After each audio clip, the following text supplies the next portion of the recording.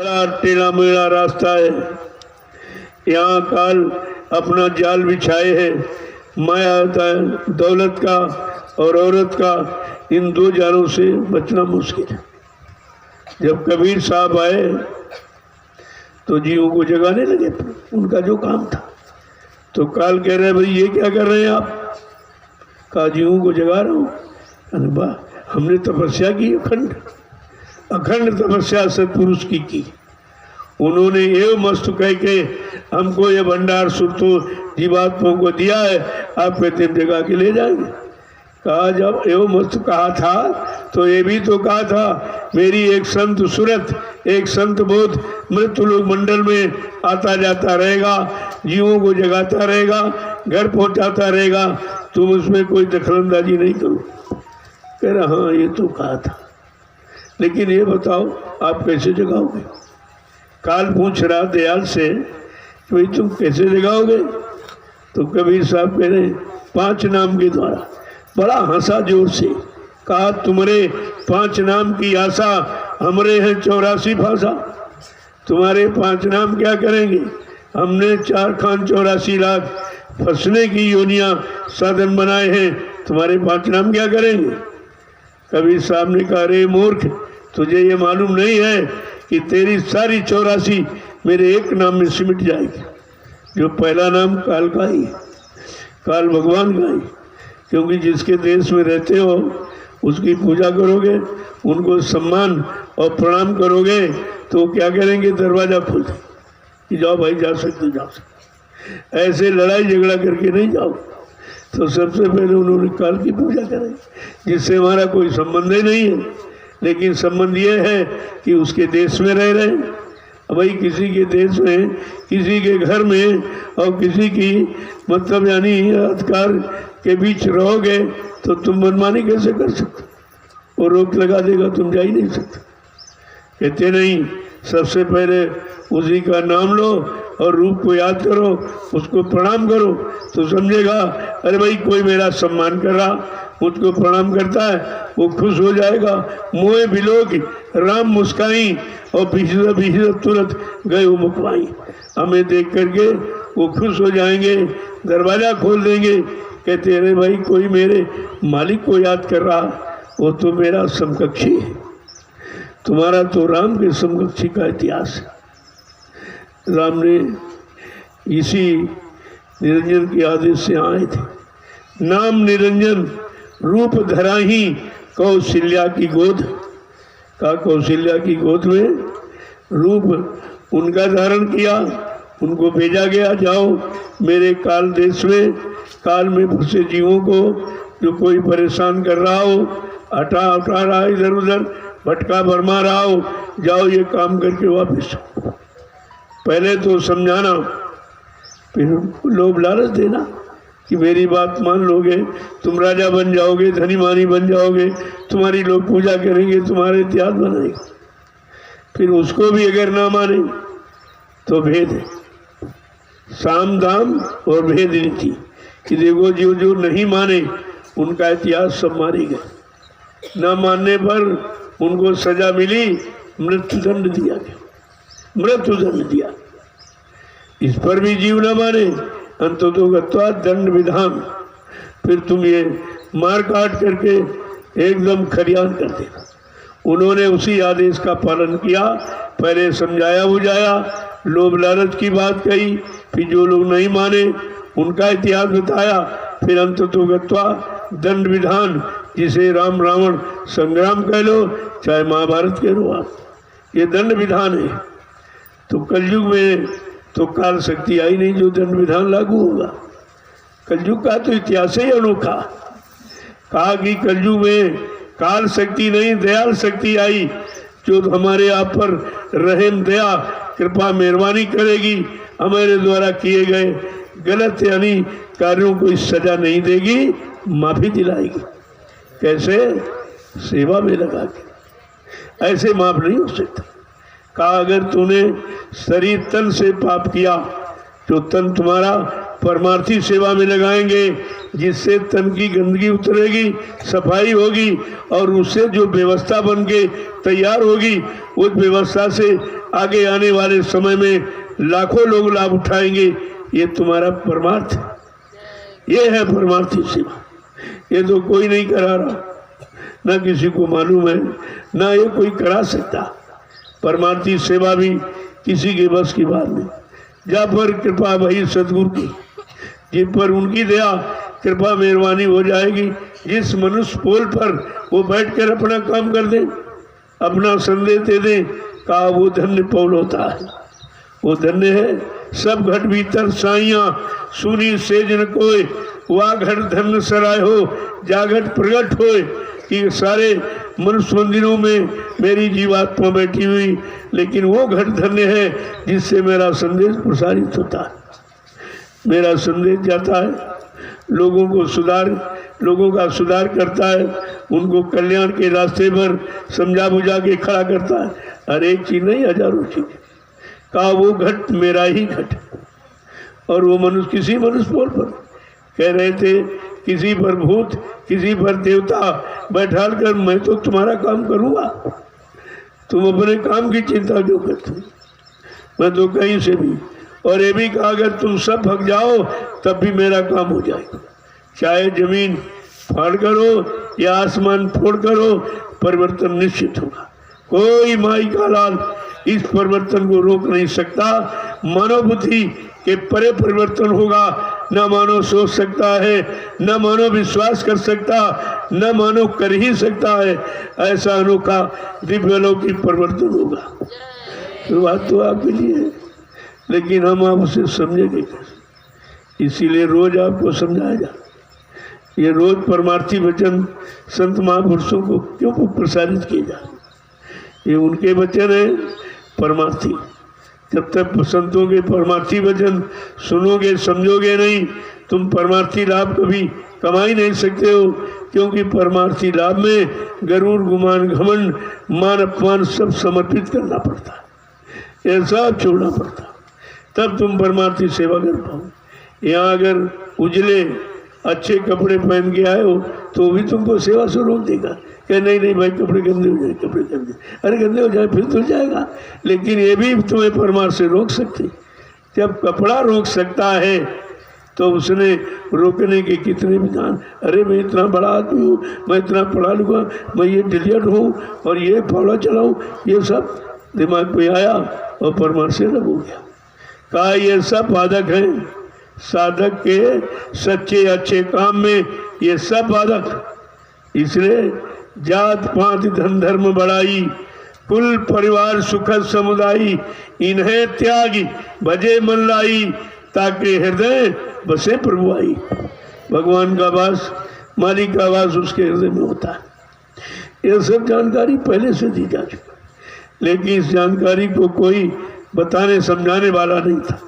तुम किताब पढ़कर कुछ नहीं हासिल कर सकते जब तक उस शब्द की व्याख्या नहीं होगी, उसकी मतलब यानी ये लिखा क्यों गया, किस कारण और किस काम के लिए लिखा गया, जब तक ये पूरी जानकारी नहीं मिलेगी आप किताब पढ़कर कुछ नहीं प्राप्त कर सकते। किताब में कुछ नहीं है, और किताब जिनकी है उनके पास सब कुछ है। किताब महापुरुष नहीं बनाती है, महापुरुष से किताब बनती है। हम लोग सब उल्टा करते। ऐसे सिख समुदाय वाले गुरु ग्रंथ साहब को गुरु मानते। अरे ग्रंथ गुरु ने लिखा है कि ग्रंथ को गुरु ने बनाया। गुरु ने ग्रंथ बनाया, ग्रंथ ने गुरु नहीं बनाया। इसलिए हमको गुरु की पूजा करनी है जिन्होंने सब बनाया और बताया और सुनाया समझाया। हमें तो वो चाहिए, लेकिन ये भी निर्णय अभी तक नहीं ले पाए, सब उसी में जुटे पड़े। जग अंधा पुनि अंधा, ताते मच गई आधा धुंधा। यहाँ तो आधा धुंध मची हुई है। इसलिए हमें आपको उस आधा धुंध से मतलब नहीं है। जो हमें पाक साफ निर्मल पवित्र रास्ता मिला है, उस रास्ते पर चलकर अपने घर पहुंचना। जय गुरुदेव, जय गुरुदेव, जय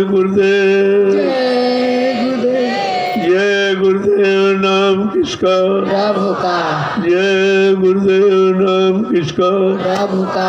जय गुरुदेव नाम किसका? प्रभु का। प्रभु का प्यारा नाम। जय गुरुदेव। जरा खड़े हो जाइए तो।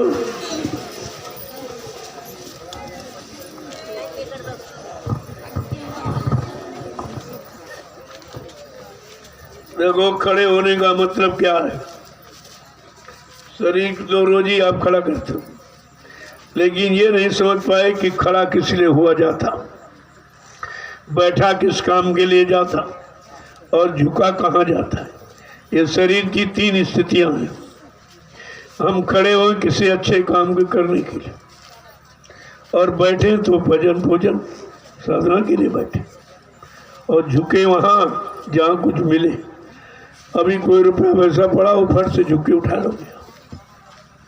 झुकने का मतलब पाने से कि हमें कहीं कुछ मिले जहाँ से मेरा काम, मेरा उद्धार, मेरा कल्याण होना हो, वहाँ तुम झुके, क्योंकि वहाँ झुककर हम कुछ पा सकते। अन्यथा सब व्यर्थ में, कोई पत्थर के सामने झुक रहा, कोई कागज कैलेंडर के सामने, कोई पानी के सामने, कोई पेड़ों के सामने, कोई पशु गाय के सामने। झुकना भी नहीं सोच पाए कि झुका कहाँ जाता।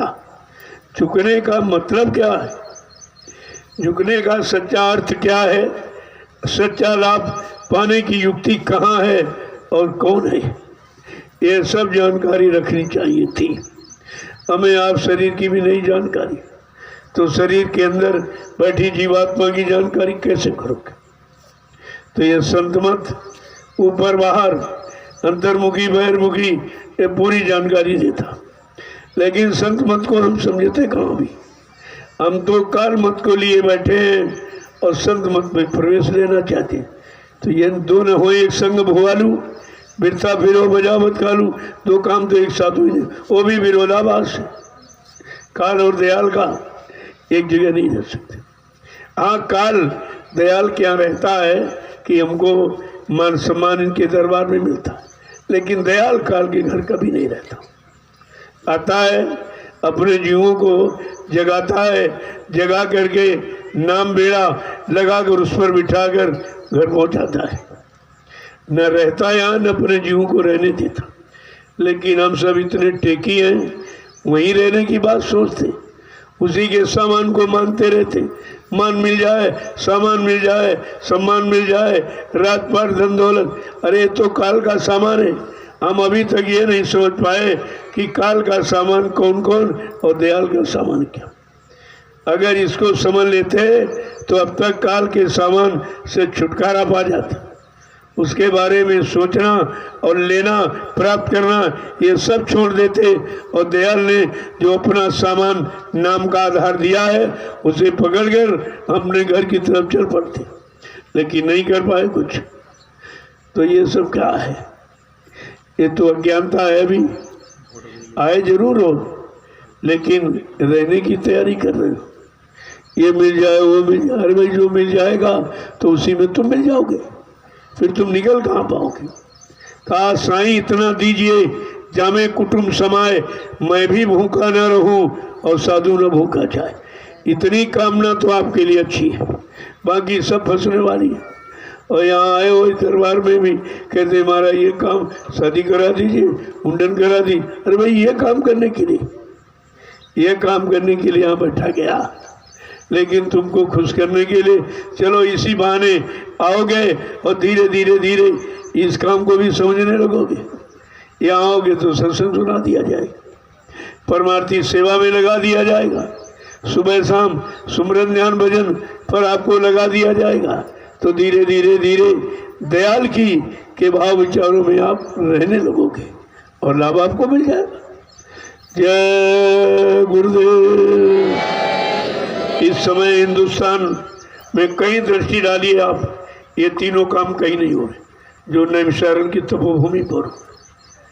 ये सुबह सुमरन ध्यान भजन, इसके बाद सत्संग, इसके बाद परमार्थी सेवा, ये तीनों काम केवल नैमिषारण्य की तपोभूमि पर और कहीं नहीं हो रहे। तो आपको तो सोचना चाहिए, जहाँ 88,000 ऋषियों ने तपस्या की, अपना जीवन पूरा यानी यहीं पर नष्ट कर दिया, शरीर को सुखा दिया, हड्डियों को गला दिया, भोगों से बहुत दूर उन्होंने यहाँ तपस्या की है। इस भूमि का लाभ किसको आखिरकार मिलेगा? तो किसी ने तो बताया नहीं, लेकिन संत गोस्वामी जी महाराज जिन्होंने रामचरितमानस लिखा, उन्होंने उत्तर का बिल्कुल साफ इशारा किया है कि तीर्थवर नैमिष विख्याता अति पुनीत साधक सुखदाता। ये तीर्थों का तीर्थ महातीर्थ, ये नैमिषारण है जो पावन पुनीत है। यहाँ जब किसी संत के साधक आएंगे, नाम की साधना करेंगे, उनको इस भूमि का लाभ मिलेगा, बाकी किसी के लिए नहीं लिखा। तो रामचरितमानस ही पढ़ रहे थे जो 550 वर्ष से आपको संदेश दे रही, घर घर लिखवा के रखवा दिया गया कि तुम्हारे में कोई भूल भ्रम न होने पावे, और समय का लाभ कहाँ मिलेगा, कैसे मिलेगा, वो सारा वर्णन किया उन्होंने। लेकिन हमने भूतकाल को जाना नहीं और वर्तमान में इनको माना नहीं, तो हम सब अंधकार में खड़े हैं। सारा भविष्य अंधकार में ही चला गया, कुछ नहीं मिला, और दिनों दिन हम अंधकार की तरफ बढ़ते जा रहे हैं। हम प्रकाश की तरफ कभी नहीं बढ़ते। अगर प्रकाश की तरफ आ जाओ तो अंधकार तुम्हारा पीछा छोड़ देगा, बहुत दूर तुम्हारे से चला जाएगा। जितनी दूर प्रकाश की तरफ जाते रहोगे उतने पीछे अंधकार लौटता रहेगा, वापिस जाता रहेगा। ये सब चीज़ें हमें समझनी चाहिए, और परमार्थी सेवा इसीलिए रखी गई। दिन तो दिन लोगों ने रात में परमार्थी सेवा की। बड़ा आश्चर्य लोगों को हो रहा कि जहाँ 10 आदमी 15 आदमी नहीं रह सकते, इतना मतलब भय पैदा कर दिया गया। आज इस तपोभूमि पर कितने हजार लोग एक साथ रह रहे, हजार, अरे करोड़ों रह जाएंगे तब भी कुछ नहीं होगा। ये मेरा कोई असर नहीं, भूमि का प्रभाव है। जहाँ 88,000 ऋषियों ने तपस्या की, तो तपस्या का, अरे भाई उनको तो बेचारों कुछ मिला नहीं, वो तो करके चले गए। ये लाभ आखिरकार मिलेगा कुछ?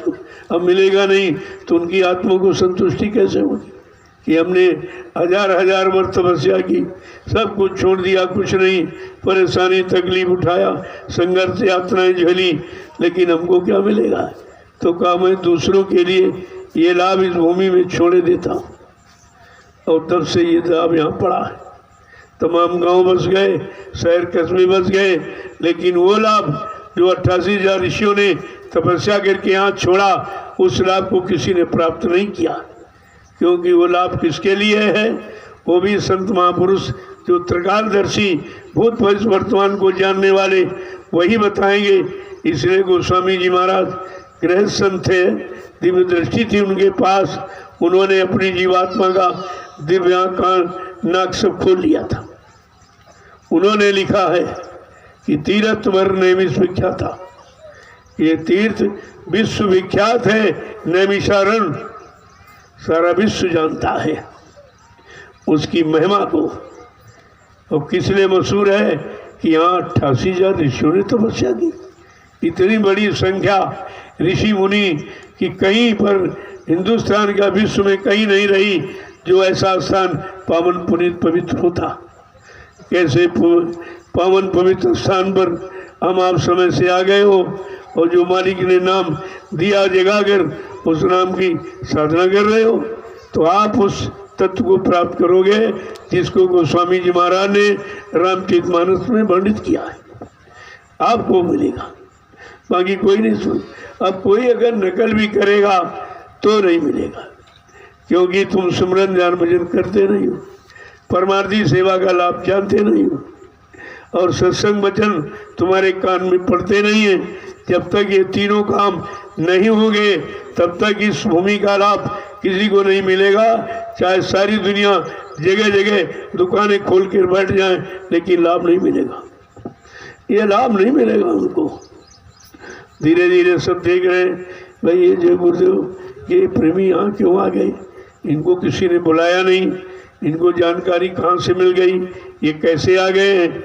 तो इनके पास आज से नहीं पहले की जानकारी।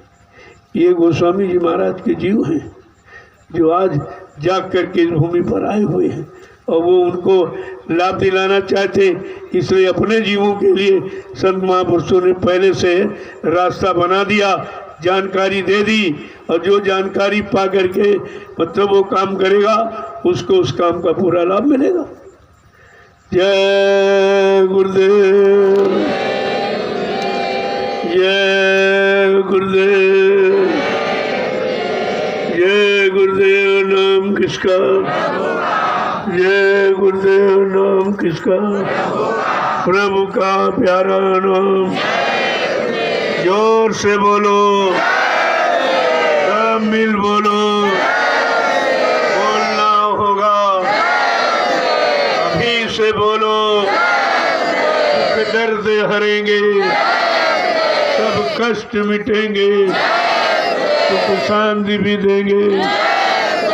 सबके दाता, सबके मालिक, प्रेम से बोलो। ये नाम नहीं इंसान का, ये काम नहीं इंसान का।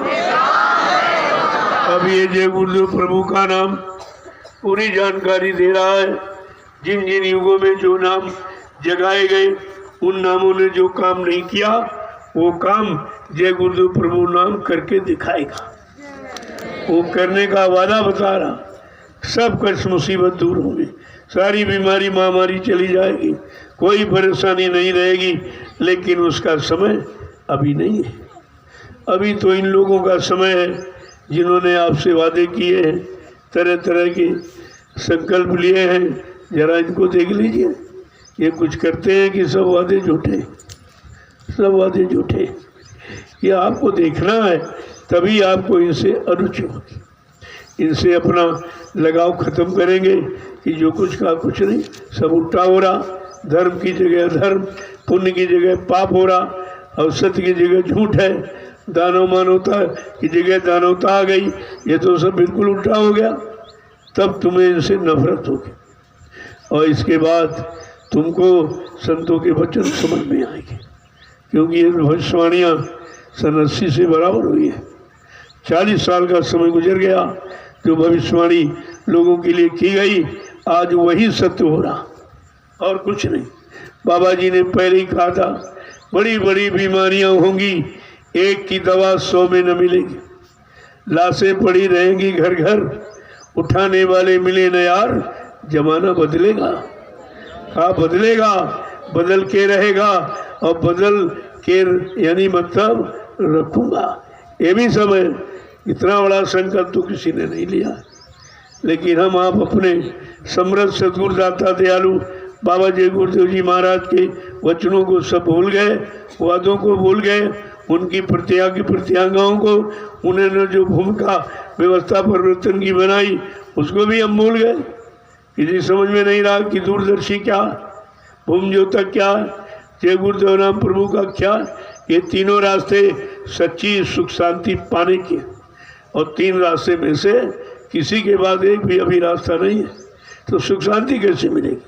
अभी तो आपको परेशानियां उठानी पड़ेगी। जब परेशानी आएगी, क्यों दुख में सुमरन सब करें, सुख में करे न कोई, और जो सुख में सुमरन करे तो दुख आए को। तो जब दुख नहीं आएगा, परेशानियां नहीं आएगी, बीमारियां नहीं आएगी, लाइलाज, तो आप कभी संत दरबार में नहीं आओ। जब तक जेब में पैसा रहता है, कोई नहीं आता। डॉक्टर के पास तुम्हारा सब पैसा चला गया, अब मजबूर हो गए, बीमारी भी नहीं गई, तब कहते चलो संतों के पास चले, वो कुछ दुआ दे दी। दवा नहीं दुआ, और दुआ ही दवा का कारण बन जाती। तब लोग आते हैं ऐसे। यहाँ कोई ऐसे नहीं आया। कोई न कोई बीमारी, परेशानी, झगड़े झंझटों में आप फंसे रहे हो, और कहीं से कुछ हुआ नहीं, तब तुम आज यहाँ आए हो, इस दरबार में आए हो। ऐसे यहाँ कोई नहीं आता। तो बीमारी एकदम कैसे ख़त्म कर दी जाए? बीमारी, परेशानी, दुख तकलीफ खत्म कर दी जाए तो फिर तुम यहाँ दिखाई नहीं दोगे, फिर तुम कभी यहाँ नहीं आओ। तो जो होशियार वैद्य होता है वो पूरी बीमारी नहीं खत्म करता, थोड़ी बहुत बनाए रखता ताकि आता जाता रहेगा, आता जाता रहेगा। इसके साथ और लोग आते जाते रहेंगे, उनका भी भला हो जाएगा। कहने का मतलब है अगर इस व्यवस्था को हम समझ लें और मान लें और इसी में लग जाएं तो तुम्हारे पास कोई परेशानी नहीं हो, यहाँ तो कोई बीमारी नहीं। जबकि सारा हिंदुस्तान सारा विश्व बीमारियों से परेशान है। एक छोटी सी बीमारी, अभी कुछ नहीं कहा तो अगर तुम शाकाहारी न हुए तो कुदरत ने ऐसी जानलेवा बीमारी बना के तैयार कर रखी है कि मिनट पल घड़ी नहीं लगेंगे, गांव के गांव, शहर के शहर, मुल्क के मुल्क साफ हो जाएंगे। ऐसे थोड़ी कहा जा रहा, ये सब आपको पहले सुनाया जा चुका है, उसी की पुनरावृत्ति हो रही, दोबारा फिर आपको याद करा दिया जाए क्या क्या संकल्प लिया गया। लेकिन वही बात कहा, लेकिन मेरा काम कोई कर नहीं सकता, ये भी चैलेंज है। मेरा काम परिवर्तन का कोई नहीं कर सकता, मैं परिवर्तन करने आया हूँ, परिवर्तन करके ही जाऊंगा। कोई भाई का लाल हमें इस परिवर्तन से रोक नहीं सकता और न मेरा काम कोई कर सकता। ये महापुरुषों के वचन पहले सुनिए, आप समझिए, तब तुम्हारी सोच में सब आ जाएगा। जय गुरुदेव, जय गुरुदेव। आप घर गृहस्थी परिवार से समय निकाल के किराया भाड़ा खर्च करके बाल बच्चों को छोड़कर खेती दुकान दफ्तर बिजनेस व्यापार मजदूरी को रोक के आए हो, ये सब रोक करके तो यहाँ आए हो, तो यहाँ आपका समय खराब ना हो, इसलिए कोई न कोई परमार्थी सेवा रखी जाती। संत मत में तो यहाँ तक कहा, कोई कुछ न कुछ किया कर, अगर कोई काम ना हो तो अपने कपड़े फाड़ के सिया करो, यानी कुछ न कुछ इस मन को पकड़ाते हो। ये बहुत घोड़े जैसे दौड़ने वाला है, नहीं कोई काम में लगाओगे तो ये पुरानी आदतों में दौड़ के जाएगा, आपको मजबूर कर देगा। इसलिए कुछ न कुछ किया कर, तो कोई न कोई तो रास्ता बना ही दिया जाता। अब यहाँ पर अभी कोई नवीनतम सेवा तो नहीं है, लेकिन विधान बन रहा, मालिक की दया हुई तो भी सेवा का लाभ लोगों को मिलेगा, उसको मिलेगा। क्योंकि अब धीरे धीरे ये परिवार बढ़ रहा, गुरु परिवार तो पहले ही कहा है, कोई नया नहीं है, लेकिन ये सब अब धीरे धीरे धीरे सब जगह इन्होंने टटोली है, सब जगह गए हैं, कहीं पर कुछ मिला नहीं, जहाँ गए वहाँ लूट लिए गए। सेवा दो, पैसा दो, सामान दो। इसके अलावा तुमसे किसी ने कहा ये ले भी लो, ये लेने वाला काम, देने वाला काम और लेने वाला दोनों काम की जानकारी होनी चाहिए। यहाँ तो कुछ नहीं मांगा जा रहा, ये जरूर व्यवस्था कोई न कोई तुम्हारी बनाई जा रही कि अगर परमार्थिक काम में तुम्हारा धन है, तुम्हारा तन है, तुम्हारा मन है, अगर ये सब लग जाए तो धीरे धीरे तुम्हारा कर्म कर्जा भी उतर जाएगा और तुमको आगे आने वाले समय में जो लोग आएंगे तुम्हारी जय जयकार करेंगे कि अगर भाई लोग पहले ना आते, पहले व्यवस्था न बनाते, ना ये शामिल होते तो हमें सब कैसे मिलता, वो तुम्हारी जय जयकार करें। इसलिए कोई न कोई आधार यहाँ रखा जा। जैसे इस समय काफ़ी भीड़ हो रही, बेचारे सपने अपने वाहनों से आते, तो वाहना तो अगर डीजल पेट्रोल की तो नहीं वाहन चलेगा, उसमें कितनी लूट आप सब जानते। एक तो नाप में कम और मिलावट बहुत, जिससे गाड़ी का जो इंजन जल्दी खराब होता। भाई जो मशीनरी जिसकी है वही खुराक मिले तो लंबे समय तक रहेगी। जैसे पेट्रोल की मशीन तुमको नहीं, हम डीजल डालें, ये भी तो आयल है, हम इसमें डीजल डालेंगे वो खराब हो जाएगी, ये खराब हो जाएगी। ये मिलावट कितनी जल्दी, जो वाहन यानी 20, 25, 30 साल तक सुरक्षित रहता, आज वो 5 साल में बल्ब यानी बिगड़ जाता है, क्योंकि जो खुराक मिलनी चाहिए वो इसको नहीं मिलती। ये सब ध्यान में रखकर अपने आश्रम में कितने वाहन आप देख रहे जो रोज़ कुछ न कुछ तुम्हारे सुविधा की चीज़ें लाते रहते हैं। कहीं अनाज सेवा का है, कहीं लकड़ी भंडारे के लिए, कहीं और कोई सामान है उसको बराबर लाते रहते हैं। तो आश्रम में ही 2-4 ड्रम का तो रोज़ खर्चा। इन सब चीज़ों को ध्यान में रखकर और सारी और सेवा का भाव, कोई व्यापार का भाव नहीं, सेवा का भाव कि सबको अच्छा सामान मिलने लगे और मतलब यानी सही, तो इनको समय का लाभ मिल जाए और तुम्हारा नुकसान बच जाए। इसलिए एक पेट्रोल पंप का संकल्प लिया गया कि अपना एक पेट्रोल पंप हो जाए, अपने लोगों को कम से कम सही चीज़ तो मिलने लगे और सबकी सेवा होगी, सबको सही तरीके का, जो कहीं नहीं हो रहा वो करके दिखाना, यही हमारा आदर्श है। सत्संगियों, तुम्हें आदर्श बनना है, संदेश सद्गुरु का तुम्हें चरितार्थ करना है। जबकि लोग इस समय भूल गए, कहते ईमानदारी है ही नहीं, सच्चाई कहीं है नहीं, अच्छाई कहीं है नहीं, तो ये भी तो काम हमें आपको करके दिखाना। इस सच्चाई अच्छाई का एक प्रमाण आपके सामने पेट्रोल पंप को रखा गया और ज़मीन उसकी मिल गई है और जल्दी से आपको सेवा का अवसर मिलेगा और हर प्रेमी गरीब अमीर सबका लग जाए, सबका लाभ मिल जाए। तो लोगों ने कहा कुछ सेवा निर्धारित कर, हमने ये काम हम कभी नहीं किया, वो तुम्हारी श्रद्धा पर आधारित है। मेरा कोई संकल्प नहीं है, मेरा संकल्प ये है एक अच्छा सच्चा काम हो जाए जो तुमको भी लाभ हो और लोगों को लाभ मिले। ये भी तो परमार्थी सेवा हुई।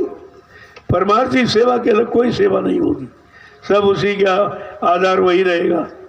इसलिए सब प्रेमियों को ये बता दिया गया कि भाई अपने लिए और सबके लिए, यानी तुम्हारा भी काम हो सच्चा और अच्छा और लोगों को भी सच्चाई अच्छाई मिले, ताकि सच्चाई अच्छाई का बीज न खत्म होने पावे, नामो निशान न मिटने पावे। इसलिए संकल्प लिया गया और उसके लिए सब प्रेमियों को बता दिया। जय गुरुदेव। जैसे कली मैंने आह्वान किया तो कली से प्रेमी अपनी श्रद्धा भाव सेवा देने लगे कि भाई हमारा हमने सबको मौका मिलेगा, सबको मौका मिलेगा, सबको मौका मिलेगा। अपना जो आप वाहन लेके आते हो किराए भाड़े कैसे भी लाओ, अगर उसमें शुद्ध और सही उसमें ऊर्जा, ये तेल जो है इसका आधा ऊर्जा है, अगर ये मिल जाए और नाप में भी कोई गड़बड़ी ना हो तो कितना बड़ा लाभ मिलेगा। जितना बड़ा नुकसान हो रहा उससे डबल लाभ मिलेगा। ये लाभ को ध्यान में रख, अपना व्यक्तिगत लाभ नहीं है, जन सेवा केंद्र, ये जन सेवा है। जन सेवा को ध्यान में रखते हुए ये व्यवस्था रखी गई है और देखा जाएगा और व्यवस्थाएं जहाँ जहाँ गड़बड़ी है और यानी उन स्थानों की गड़बड़ी को खत्म करने के लिए कोई न कोई प्रमाण रखा जाएगा, ताकि लोग ये भी समझें कि अच्छाई कहीं है कि नहीं है। सच्चाई रह गई, ईमानदारी रह गई, ये सब चली गई, कुछ नहीं। कहते बीज की हानि नहीं होती, बीज को रखा जाता नहीं, आगे व्यवस्था बिगड़ जाएगी सब। तो इसलिए तुम्हारा जो भी कदम उठेगा वो परमार्थ के लिए, अपना निजी स्वार्थ नहीं, परमार्थ। यहाँ स्वार्थ की बात नहीं है, यहाँ सेवार्थ धर्मार्थ परमार्थी काम किया जाता है और किया जाता रहेगा। जय गुरुदेव, जय गुरुदेव। भगवान सच्चाई ईमानदारी से रहो। मना मैं तो कोई भेद नहीं रखता हूँ कि भाई छोटा है वो बड़ा है, ये है वो, ऐसा कुछ नहीं। यहाँ पर किसी तरह का भेदभाव नहीं। अब ये जरा थोड़ा सा जो जैसी सेवा करता है, मान लो ज़्यादा परिश्रम कर रहा, उसको ज़्यादा को दे दिया जाएगा ताकि वो परिश्रम करता रहे और तुम उसको देखकर तुम भी परिश्रम बढ़ाओ कि भाई परिश्रम करने वालों को ज़्यादा मिलता तो हम भी परिश्रम करेंगे, हमको भी ज़्यादा मिले। ऐसा यहाँ कुछ नहीं, यहाँ कोई मतभेद नहीं, कोई जात का पात का इधर का उधर का किसी तरह का कोई मतभेद नहीं। और हमको कुछ नहीं चाहिए, हम जो भी करेंगे देश समाज के लिए करें, अपने गुरु परिवार के लिए करें, अपने लिए कुछ नहीं। हमें करने की क्या जरूरत, हमको कोई चीज़ रखने की क्या जरूरत। जब कोई बीवी बच्चा नहीं है, कुछ है नहीं, तो हम किसके लिए संचय करेंगे, आपसे झूठ बोलेंगे, आपको धोखा देंगे। ये काम यहाँ नहीं होता। अब ये नहीं हो रहा, इसीलिए स्वार्थी लोग हमारे पास कम आते हैं, समझते हैं तो कुछ सेवा नहीं के लिए कहते। अगर सेवा खूब आने लगे अभी तमाम सम्मिलित हो जाएंगे कि बड़ी सेवा है, लो हमें रजिस्टर दो, हम वहाँ वसूलेंगे। हमने कहा ऐसा कुछ, जिसको जो सेवा देनी यही बताओ, यहाँ ताकि तुम्हारी सही जगह समय से लगे। मैंने कई बार आपसे कहा है, तुम जिनको सेवा दे देते हो वो मेरे पास नहीं आते। बड़ा बड़ा नोट तो वैसे भी नहीं आता, छोटा वाला आएगा बड़ा गायब हो जाएगा। तो तुम्हारी सेवाओं का दुरुपयोग है। मैं इसलिए कहता हमको नहीं चाहिए, लेकिन हमको ये जरूर चाहिए कि तुम्हारी सेवाओं का सही जगह उपयोग हो, ये तो चाहिए हमको, लेकिन बाकी हमें कुछ नहीं चाहिए। इसलिए इसको ध्यान में रखिए। मैंने शुरू में कहा था, जो यानी मथुरा में आपने किया वो यहाँ नहीं होगा, वो यहाँ नहीं होने दिया जाएगा। कितना कोई प्रयास करे, भले तुम चले जाओ, मैं अकेले रहना पसंद करूंगा, लेकिन 1000 बेईमानों की संख्या नहीं बढ़ाऊंगा। संख्या से क्या लेना देना, संख्या से काम नहीं होगा, काम करने वालों से होगा। और धीरे धीरे काम करने वाले आ रहे। भाई ये जरूर है कि लोग कुछ ना कुछ तो कहते रहे। देखो ये दुनिया है। एक बार एक पिता ने अपने बेटे से कहा कि देखो बेटा, दुनिया बड़ी खराब है, वो कभी तुमको अच्छा नहीं कहेगी। कहा ये कैसे, हम जब अच्छा कहें तो अच्छा क्यों नहीं कहते, नहीं कहेंगे, नहीं हम इस बात को नहीं मानेंगे। कहा अच्छा हम तुमको प्रैक्टिकल करके दिखाएंगे। तो एक घोड़ा लिया और बाप बेटी चल पड़े। कहा कि ऐसा करो, गाँव आ रहा, बेटा तुम बैठ जाओ। कहीं नहीं नहीं पिताजी तुम बैठ जाओ। तो पिता बैठ गया। गाँव वालों ने कहा देखो बुढ़ा तो अपना बैठे और बच्चे को पैदल चला रहा। कहा सुना कुछ, कहा हाँ। कहा अच्छा ऐसा करो, आगे दूसरा गांव आ रहा, तुम बैठ जाओ मैं पैदल चलूँ। जब दूसरे गांव में पहुंचे तो गांव वाले कहते देखो अपना यानी मतलब यानी जवान है और बूढ़े को पैदल चला रहा। कहा सुना कुछ, कहा हाँ। कहा ऐसा करो अब दोनों लोग बैठ जाओ। तीसरे गांव पहुंचे तो जब दोनों लोग बैठ गए तो गांव वाले कहते देखो कैसे हत्यारे हैं, दोनों इस पर सवार है, घोड़े को मारे डाल रहे। कहा सुना कुछ, कहा हाँ। कहा चलो चौथे गांव चले। जब चौथे गांव पहुंचे कहा ऐसा करो हम तुम दोनों पैदल चले। जब दोनों पैदल चलने लगे गांव वालों ने कहा देखो कितने बेवकूफ़ हैं, सवारी साथ में पैदल चले। कहा देखा, कहा हाँ। कर बस ये दुनिया, जिस दिन दुनिया से दुनियादारी चली जाएगी दुनिया ही समाप्त हो जाएगी। इसलिए तुमको दुनिया में रहना, लेकिन दुनियादारी में नहीं रहना। इस बात का हमेशा ध्यान रखो कि दुनिया में तो रहेंगे, चले कहाँ जाएंगे, लेकिन दुनियादारी में नहीं रहेंगे। और सबके सामने एक नया आदर्श प्रस्तुत करो कि काम तो सभी कर रहे हैं, लेकिन हम लोगों का काम देखो। सभी लोग व्यापार, लेकिन ये उपकार देखिए, ये व्यापार नहीं उपकार है। ये उपकार और व्यापार में अंतर है। ये उपकार के दृष्टिकोण से ये किया जा रहा है। और कोई ज़रूरत समझी जाएगी तो तुम्हारी गाड़ी कमाई से वो भी हो जाएगा। अब तो तुम इतने हो, जरा जरा से ऐसे डार तो ढेर हो जाता, ढेर हो जाएगा और किसी को पता भी नहीं चलेगा।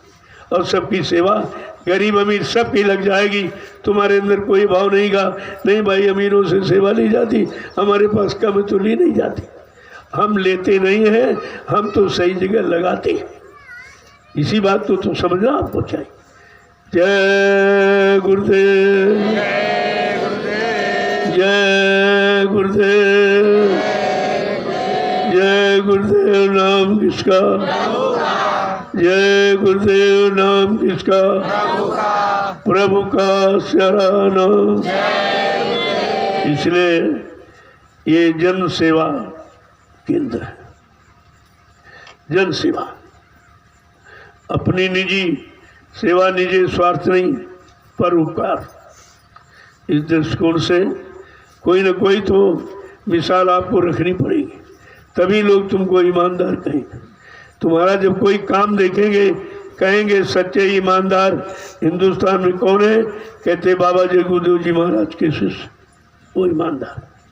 हमें आपको तो यही तो दिखाना है, अपने गुरु की महिमा, गुरु का महत्व, गुरु की गौरव कि कैसे हम उजागर करें, उनकी सत्यता को हम कैसे लोगों के समक्ष प्रस्तुत करें। तो कुछ न कुछ काम करना पड़ता है, ये सब समझकर। इसलिए सब लोग इस काम में लग जाओ, जल्दी से पूरा हो जाए हो सकता है कहीं मिट्टी सेवा अगर मिल गई तो बहुत अच्छा रहेगा। मैं तलाश रहा हूँ कहीं मिट्टी मिल जाए और प्रेमी अपने सिर पर टोकरी रखे वहाँ श्रमदान करे, वो ज़्यादा अच्छा, वो सबके लिए लाभकारी सिद्ध होगा और सबका उससे जोड़ हो जाएगा। जब कभी निकलो कहोगे नहीं नहीं मैंने भी यहाँ 10 जलिया मिट्टी डाली थी, मैंने यहाँ 2 रुपये सेवा की थी, अपनी गाड़ी कमाई से निकाल कर मैंने यहाँ पर लगाया था, लिहाजा हमारे श्रम परिश्रम और सेवा से ही इस उपकार का केंद्र ये तैयार हुआ, उपकार का। इसलिए ये आपके अंदर लाना है और इसे काम हो जाएगा सब, बहुत बड़ी बात है। जय गुरुदेव। देखो ये जो भी आप देख रहे हो सब आपका, मेरा कुछ नहीं। मैं तो केवल एक माध्यम जो तुम्हारी सेवाओं को सही जगह लगाना, इतना मेरा सिर्फ काम है, बाकी काम आपका। मैंने कई बार कहा अगर आप लोग यहाँ संभाल लो सही अच्छे तरीके से तो मैं दूसरी जगह बढ़ जाऊँ। हमको इस जमीन और इससे कोई लगाव नहीं, इससे हमारा कोई संबंध नहीं। इस जमीन पर सही सच्चे अच्छे काम करने के लिए हम सब आए हैं, वो काम करेंगे। अगर यहाँ हो जाए दूसरी जगह बढ़ जाओ तो इससे सारे हिंदुस्तान में फैल जाए, सब जान जाए कि उपकार क्या है, परोपकार क्या है और यानी व्यापार क्या, ये सब जानकारी लोगों को मिल जाएगी। जय गुरुदेव। अब आप सेवा में चलो। देखो ये खेत जब तक इसमें फसल नहीं लगाई जाएगी यानी उपज के लिए, तब तक आप इसमें अपना श्रम परिश्रम करते ही रहो, ये आपका काम है। उधर भी देख लो कोई गाड़ी लोड हर के आई हो तो उसका सामान उतारो और उस जो बल्लियाँ आई उनका बक्कल तुरंत निकाल दो ताकि ये जल्दी सूख जाए और दीमक का कोई कीड़े के लगने का असर न हो, वो भी बराबर देख लीजिए। और जो उससे काट छांट के लाया गया तो वो तुम्हारे भंडारे में काम आ जाएगा। देखो 2 सेवाएं इसमें हुई, पेड़ लेने से 2 लाभ, भंडारे की सेवा और जो इमारत बनी उसमें आपका बचत हो गया। कितने लाख रुपए आपने इसमें किराया दे दिया। ये जो आप गोदाम बना तैयार तो ध्यान में रखा गया कि अब जगह हो गई सामान रखने की, तो ना वो अपना सामान तैयार करो जो हमेशा आपके काम आएगा। और 4-5 अगर प्रोग्राम लोगों ने कर दिए तो तुम्हारा पैसा निकल आएगा। तो ये सब प्रेमियों पर निर्भर है, आपके लिए है, आपके उपकार परोपकार के लिए। अगर समझ लो तो इसी से लाभ आपको मिल जाएगा। तो बात तो समझने की है, जो भी यहाँ किया जाएगा उपकार परोपकार के उद्देश्य से, व्यापार के उद्देश्य से कोई काम नहीं, क्योंकि संगत को अब आगे जरूरत पड़ेगी सब चीज़ों का। जब संख्या बढ़ेगी तो खर्चे बढ़ेंगे, खर्चे के लिए आपको आपकी सेवाएं बढ़ेंगी। तो ये सब ध्यान में रखो, क्योंकि देखिए बगैर कार्यक्रम के कार्यक्रम दिखाई दे रहा, इतनी भीड़ तो कहीं नहीं। और सब चिंतित हैं कि भाई वहाँ सब क्यों चले जा रहे हैं, इनको कोई चिंता नहीं कि बीमारी आएगी, ये आएगी वो आएगी। हमने कहा भाई यहाँ तो बीमारी नहीं आएगी, क्योंकि यहाँ बीमारी वाला कोई काम नहीं है, ना कोई शराबी कबाबी आता यानी मतलब, और न कोई गंदे कर काम करता है, तो बीमारी फिर कैसे आई। बीमारी 2 ही तरीकों से आती है, गंदा खान पान और गंदा खान पान करके गंदे कर्म। तो बीमारी को आपने निमंत्रण दिया, ऐसे नहीं आई। शाकाहारी बन जाओगे बीमारी से मुक्त हो जाओगे, सारी बीमारी आपकी चली जाएगी। लेकिन ये भी करना नहीं, क्यों? जब जैसी हो तपिता तब तैसी मति होए, और काल रे कीले को मेट सके नहीं कोई। अब जो जिसने जैसा किया है तो फल तो मिलना ही है। हम फल को क्यों रोके भाई? तुमने जैसा किया अपना फल ले लो, तो तुम्हें समझ में आ जाएगा कि हमें क्या करना चाहिए और किस काम के करने का क्या फल क्या परिणाम होता, ये आप खुद ही देख लीजिए। हमें उसमें रोकथाम करने की जरूरत नहीं। जय गुरुदेव। देखो इधर ये खेत है, उस तो अपना इसमें लग जाओ, उधर एक खेत उसको भी तैयार करो, ये धान की पौध डाल दी गई है, अभी 15 दिन में तैयार हो जाएगी, बस इसको लगा दीजिए तो आपकी झोपड़ियों के लिए ये पुआल हो जाएगा और बच जाएगा, गायें खाएंगी। और जो धान चावल का प्रयोग आप ज़्यादा हर समय करते ही रहते हो तो भंडारे में आपका वो भी चला जाएगा, तो फिर लेने कहने की जरूरत नहीं पड़ेगी। वैसे मैं बड़े बड़े राष्ट्रीय कार्यक्रम के लिए हमेशा कहा कि 2 किलो गेहूँ प्रति व्यक्ति, ताकि सबका लग जाए। लोगों ने पूछा भाई हमारे पास जानवर क्या, उनका भी, हाँ भाई आत्मा तो उनमें भी है, उनका भी तुम खाते हो, दूध पीते हो उनका हो, बैल रखते हो उनकी कमाई खाते हो, तो उनका अगर लग जाए तो अच्छी बात है। ये तो तुम्हारी सोच अच्छी है, अधिकार तो उनका भी है, क्योंकि जो कुछ आपने कमाया उनके द्वारा कमाया, तो उनका भी लोग रखते हैं, ऐसा नहीं है। लोगों ने कहा बहुत छोटी सेवा, इससे क्या हमने करी, इसी से हो जाएगा और बच जाएगा। आप संख्या देखिए, आप बात तो संख्या की है, सेवा की नहीं है। भाई 2 किलो गेहूँ ये कोई सेवा है? लेकिन कहे कहा इसमें गरीब से गरीब जो रोज खाता पकाता है लाता है वो भी इकट्ठा कर लेगा। कारण कैसे? हमने कहा जितना आटा गूंदा जाता है उसमें 1 मुट्ठी भर के किसी मिट्टी के आटी में डाल दो रोज करो, तो 1 महीने में 2.25 किलो, 30 मुट्ठी 2.25 किलो होता है, और यहाँ तो 2 किलो बताया जाता है। देखो कितनी छोटी सी व्यवस्था में तुम्हारा तो आदेश का पालन हो गया। और आप क्या चाहते? थोड़ा दाल बना तो 1 चम्मच छोटी सी मिट्टी में डाल दो आप, तो दाल भी उतर तैयार हो जाए। सब तुम्हारे से हो सकता है अगर युक्ति समझ में आ जाए। अरे युक्ति तो मुक्ति का कारण है, और सब देखिए कर रहे हैं आप। तो इसलिए बड़े बड़े राष्ट्रीय कार्यक्रमों में जो जनहितार्थ सबके हित के हैं, हमारे कार्यक्रम से किसी को कोई परेशानी नहीं होती। और लोगों ने देखा है, मुझे 9 बरस हो गया ये कार्यक्रम करते पूरे हिंदुस्तान में, और ये नहीं शासन प्रशासन को सूचना देके उनसे परमिशन लेकर उनको भी आमंत्रित निमंत्रित करके तब मैं कार्यक्रम करता हूँ। बहुत मर्यादित और आचार संहिता का पूरा पालन होता है। अब ये जरूर है कि जब परिवार बड़ा है तो भीड़ तो स्वाभाविक हो जाएगी। 45 करोड़ का परिवार अगर एक एक व्यक्ति आएगा तब कितने हो जाएंगे? जबकि हर परिवार से सब नहीं आते, कोई कोई परिवार से कोई नहीं आता। कहा चलो हम यहीं से यूट्यूब पर सुन लेंगे, देख लेंगे, मेरे पास समय नहीं। लेकिन हमारे से तो वो भी जुड़ा, हम उनसे जुड़े, वो भी हमारी संख्या में। तो हम संख्या कैसे बता दें कि कितने भक्त, कितने श्रद्धालु, कितने प्रेमी आएंगे? ये तो भाई उनकी श्रद्धा सेवा पर निर्भर है। ना हम संख्या बता सकते हैं, ना भंडारे में कितने भोजन करेंगे भी नहीं बताया जा सकता, और भंडारे में जो आएगा उसको हटाया भी नहीं जाता। अब कहे नहीं हमारे पास इतने लोगों को परमिशन, तुम्हें भोजन नहीं मिलेगा, ये तो कोई मानवता नहीं है। ये आश्रमों की मर्यादा अलग है। तुम संसार समाज वाली मर्यादा यहाँ लागू करते हो तभी तुम फेल हो जाते हो। ये आश्रम अपने अपने श्रम से, यानी मतलब ये तैयार हुआ है, ये व्यवस्था बनी है, और जिनके लिए है वो अपनी व्यवस्था में जरूर आएंगे। भाई परिवार को कि किस सदस्य को हम रोकते नहीं तुम आओगे, ऐसा तो नहीं है। जबकि केवल कार्यक्रम की सूचना प्रसारित की जाती और सब जिनको आना जाना बेचारे आ जाते। मैंने तो ये भी कहा अगर शासन प्रशासन हमको बिल्कुल स्वतंत्र रूप से परमिशन दे दे तो मैं यहाँ आदमी से आदमी मिला के बैठा दूंगा।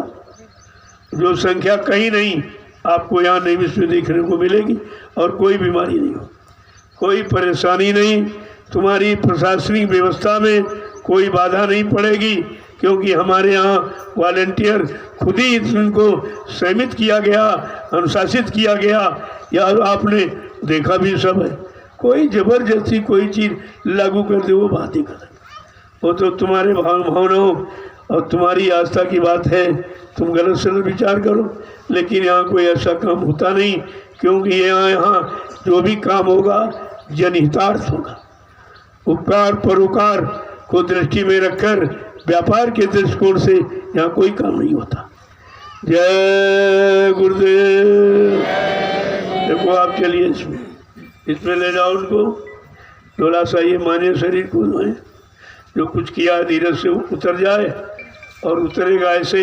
एक तो परिश्रम करोगे तो बीमारी आपकी कम हो जाए। सबसे बड़ा लाभ ये, शरीर से पसीना निकला कि बीमारी खत्म। और भाई डॉक्टर जब दवा देता है कहता है चाय के साथ देना और उड़ के लेट जाना। इसका मतलब ये पसीना निकालने वाली दवा दी गई, जबरदस्ती वाली। और ये श्रम परिश्रम करके सारे अंगों से परिश्रम किया और सारे अंगों से पसीना निकला तो सारे अंगों की गंदगी चली गई, यानी पूरा शरीर पाक आपका एकदम रिफाइन हो गया।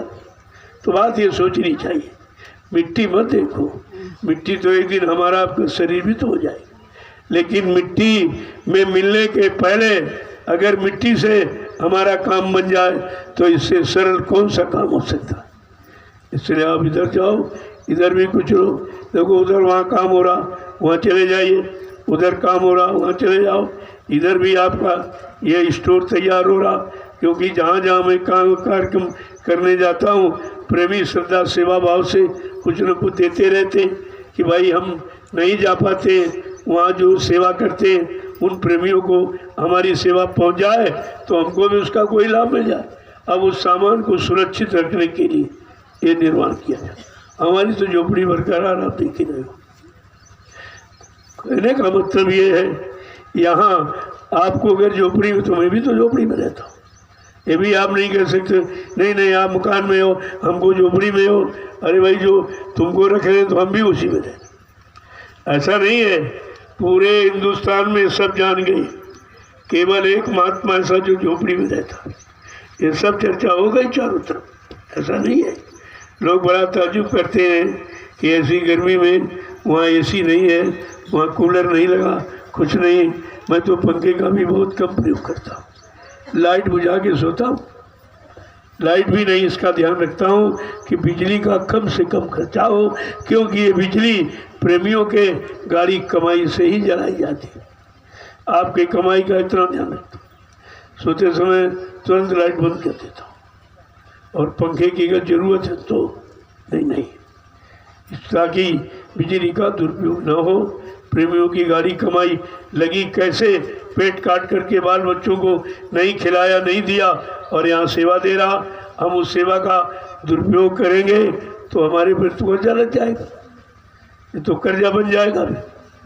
कभी ऐसा मत सोचो, जो मैं कहता हूँ वही करता हूँ, इधर उधर ही भाषण स्पीच प्रवचन नहीं करता हूँ। जो हो रहा उसकी जानकारी, जो आगे होगा उसकी जानकारी आपको दी जाती। यहाँ इस तरह का आसन भाषण कुछ नहीं होता। जय गुरुदेव, जय गुरुदेव, जय गुरुदेव। नाम किसका? प्रभु का प्यारा नाम। आप जितने लोग समय से आ गए हो, कितना अच्छा हुआ। तमाम बीमारियों से, झगड़े झंझटों से दूर बैठे। अब बार बार जाओगे घर में फिर वही वहाँ तो वही माहौल है, सारे देश का माहौल, सारी समाज का माहौल है। यहाँ बिल्कुल अलग थलग माहौल है। ये सब देख रहे हैं, फिर भी इनको हजम नहीं हो रहा कि भाई यहाँ ऐसा क्यों हो रहा। तो हमने कहा हम तो कुछ करते ही नहीं है, ये तो तपोभूमि का असर है, प्रभाव है, जो जितने उसकी गोद में आ रहे हैं उनको सुरक्षित रख रही है। ये तो इसका प्रभाव, मेरा उसमें क्या, मैं तो एक माध्यम हूँ जो बैठ गया आपके सामने। जय गुरुदेव। अब आप लोग चलिए सेवा। देखो वही इनको प्रसाद जो सुबह जलपान है वही पहुँचा दिया। जब वहाँ बैठ के खाएंगे, ये पूरी रील पहुँचेगी उधर, लोग देखेंगे देखो कैसे लोग हैं। आज सब लोग घर में यानी बीमारी के डर से छिपे बैठे हैं, और वहाँ सब खुले चौड़े मैदान में परमार्थी सेवा कर रहे हैं। कोई उनके अंदर भय डर का जरा सा लेश मात्र भी नहीं, हकीकत भी है। तो भूमि का प्रभाव है, मैं उसमें क्या कर सकता हूँ। जय गुरुदेव। देखो मैंने किसी को बुलाया नहीं, अभी कोई बुलाने का अभियान नहीं, कोई कार्यक्रम की सूचना नहीं दी, बगैर कार्यक्रम के बगैर बुलाए इतने आ गए। अगर कोई कार्यक्रम हो जाए या बुला दिया जाए तो कितने आ जाएंगे, यहाँ जगह मिलेगी? या पहले सोचिए इसको। ये बड़ा विचारणीय विषय है। पूरे हिंदुस्तान को एक नया प्रमाण प्रस्तुत कर रहा है। ये संत समाज एक नया, भक्तों का समाज एक नया आदर्श प्रस्तुत कर रहा है कि देखिए नैमिषारण्य की ऐसी तो भूमि है तो पूरा क्षेत्र है, लेकिन नहीं, बीमारी सब जगह, उधर भी है, शहर में भी है, लेकिन इधर नहीं है। इसका मतलब है असली तपोभूमि यही है जहाँ पर ये काम हो रहा। तो आप परमार्थी सेवा करो, अपने आप को पाक साफ निर्मल पवित्र बनाओ, बीमारियों से अलग हो जाओ।